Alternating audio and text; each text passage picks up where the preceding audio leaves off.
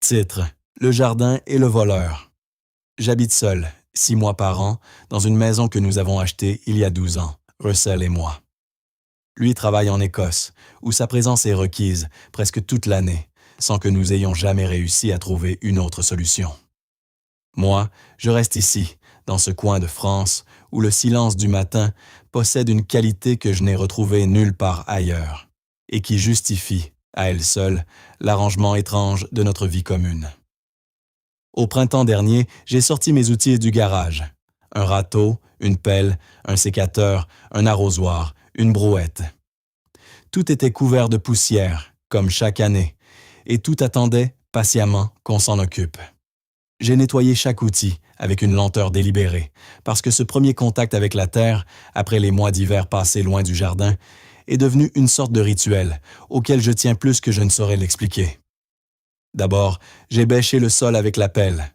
La terre, durcie par le froid, résistait, et il m'a fallu 2 heures pour venir à bout d'une parcelle qui m'aurait pris 20 minutes il y a 10 ans. Le soir, mes mains tremblaient légèrement.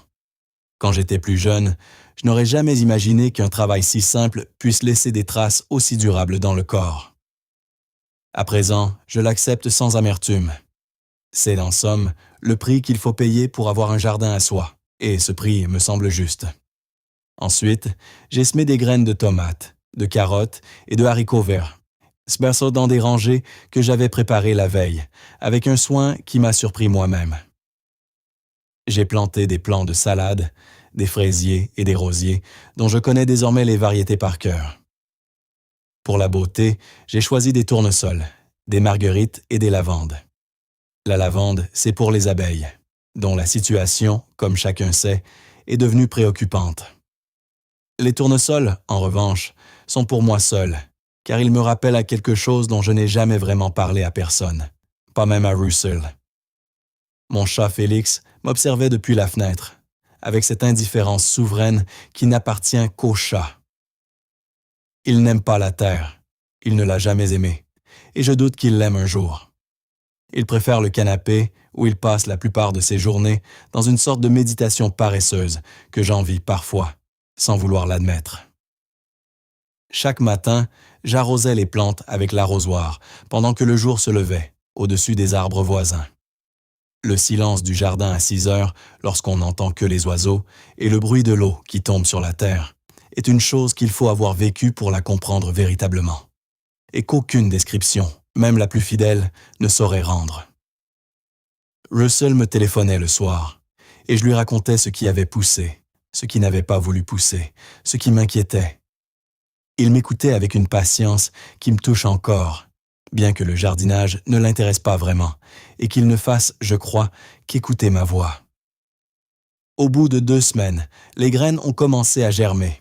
J'ai repiqué les petits plants de tomates dans un coin plus ensoleillé, en prenant garde de ne pas abîmer leurs racines, qui sont d'une fragilité presque émouvante à ce stade.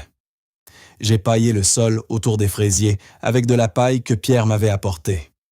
J'ai buté les pommes de terre, opération fatigante, mais dont les bénéfices se voient à la récolte.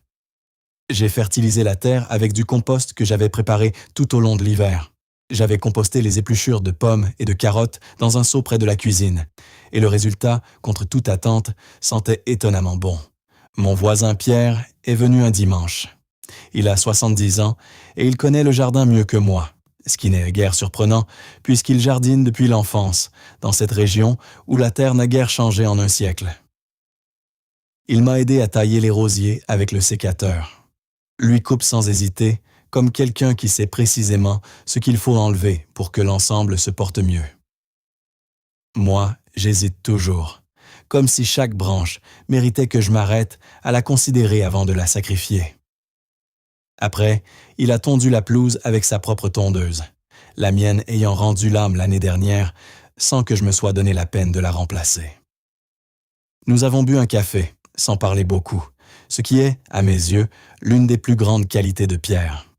Il a compris depuis longtemps qu'il n'est pas toujours nécessaire de remplir le silence, et qu'il y a même des moments où le faire serait une forme d'agression.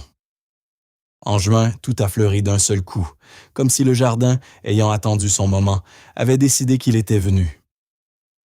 Les tournesols dépassaient ma taille, ce qui me faisait sourire chaque fois que je passais devant eux. Les marguerites blanches couvraient un coin entier, formant un tapis dont la simplicité m'apaisait. Les lavandes dégageaient, dans la chaleur de l'après-midi, une odeur qui devenait presque enivrante et qui attirait des dizaines d'abeilles. J'ai cueilli des fraises chaque matin, pendant 3 semaines. J'en mangeais une bonne partie, debout dans le jardin, avant même d'avoir pris mon petit déjeuner, dans cet état d'esprit particulier où l'on n'a besoin de rien d'autre que ce que l'on a sous les yeux. Or, un matin de juillet, je suis sorti et j'ai trouvé 3 tournesols couchés par terre, les tiges nettement cassées. Le lendemain, 2 autres. La semaine suivante, presque tous, j'aurais pu accuser le vent, mais il n'y avait pas eu de vent. J'ai cherché des traces, car il fallait bien que je comprenne ce qui se passait sous mon nez. Ce n'étaient pas des traces de chat, c'étaient des empreintes de lapin, petites, distinctes, parfaitement dessinées dans la terre humide du matin. Au début, je l'avoue, j'étais furieux. J'avais consacré des semaines à ces fleurs, et il avait suffi de quelques nuits pour qu'elles soient anéanties. Puis j'ai pensé à une phrase que Pierre m'avait dite un jour et que je n'avais pas comprise sur le moment. Le jardin n'appartient jamais vraiment à celui qui le cultive. Le lapin habitait ici bien avant que nous y arrivions. La maison n'a que 12 ans. Les lapins, eux, étaient là depuis des générations, dans les buissons au fond du terrain, et il aurait été présomptueux, voire injuste, de prétendre les chasser au nom d'un droit aussi récent que le mien.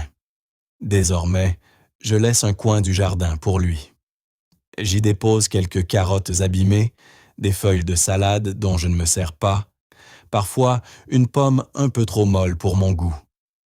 Je ne l'ai jamais vu, car il ne vient que la nuit, lorsque je dors. Mais je sais qu'il est là, fidèlement, à cause des empreintes que je retrouve le matin sur la terre fraîche et qui ont fini par me rassurer, plus qu'elles ne m'agacent. À la fin de l'été, j'ai récolté les tomates, les carottes, les haricots verts et les pommes de terre, dans une abondance qui m'a fait douter de mes propres calculs. J'en ai fait des bocaux que j'ai rangés dans la cave, soigneusement étiquetés, comme si je préparais un siège. J'en enverrai à Russell quand il rentrera en septembre, car bien qu'il ne s'occupe jamais du jardin, il aime profondément ce qui en sort. Et c'est, je suppose, sa manière à lui d'y participer. Le jardin n'est pas grand, il ne sera jamais parfait, et c'est peut-être pour cela que je continue à m'en occuper. Lorsque j'entretiens la terre avec mon râteau et ma pelle, le dimanche matin, je pense à très peu de choses. Et ce vide-là, ce silence intérieur que le jardin parvient à m'offrir alors que rien d'autre n'y arrive, est devenu quelque chose dont je ne saurais plus me passer. Félix dort dans la brouette retournée, comme si elle avait été conçue pour lui depuis le commencement. Le lapin vient la nuit, invisible et fidèle, témoin discret d'une vie qu'il croit sans doute partager avec moi. Et moi, dans cette maison où je passe la moitié de mon existence sans Russell, je reste.